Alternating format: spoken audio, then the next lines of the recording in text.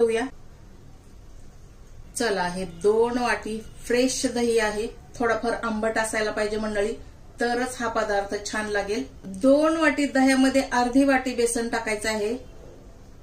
आता आपण हे छान मिक्स करायचं आहे। हे बेसनच्या गाठी सर्व आपल्याला काढून टाकायच्या आहेत किंवा लम्स यामधले सर्व काढून टाकायचे आहेत। हे बघा, पूर्ण बेसनच्या आणि दह्याच्या गाठी आपण काढून टाकलेल्या आहेत। आपण आता पुढचं प्रोसेस करायचं आहे मंडळी।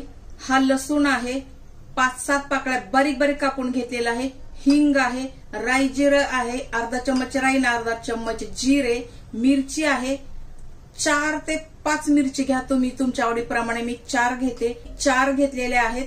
हळदी आहे, अर्धा चम्मच मीठ आहे, चवीप्रमाणे वापरायचं आहे। हे कोथिंबीर आहे, हे शेंगदाणे आहेत जाडसर जाडसर वाटलेले, आणि हा आहे कढीपत्ता।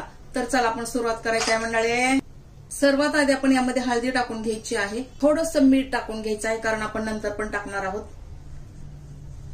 आता हे आपण छान मिक्स करून घ्यायचं मंडळी।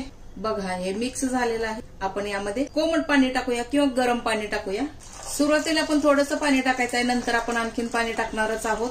दही आंबट असणे फार गरजेचं आहे मंडळी। दही आंबट असावे लागेल, तर खाण्यासाठी हे छान लागेल मंडळी। बघा, हे असं झालेलं आहे। आपण आता हे साईडला ठेवून पुढचं प्रोसेस करायचं आहे मंडळी। चला मैत्रिणी, गॅस चालू केलेला आहे, वरती कढई ठेवलेली आहे। कढई आपण थोडीफार गरम करून घ्यायची आहे। कढई गरम झालेली आहे मंडळी।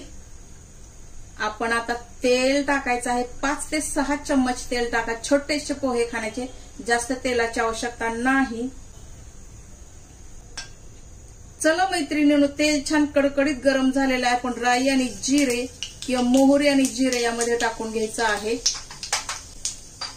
मोहरी आणि जिरे छान तडतडले पाहिजे मंडळी। मोहरी आणि जिरे छान तडतडले आहेत। आता 2 चिमटे हिंग टाकायचे यामध्ये। हा 1 चम्मच लसूण असेल मंडळी, बारीक बारीक कापलेला। त्याला छान लाल होऊ द्यायचं आहे। लसूण छान लाल झालेला आहे। मिरची सोबतच आपण कढीपत्ता पण टाकून घ्यायचा आहे मंडळी। चला, सर्व पदार्थ छान फ्राय झालेले आहेत। आपला आता हा मेन पदार्थ यामध्ये टाकायचा आहे मैत्रिणींनो।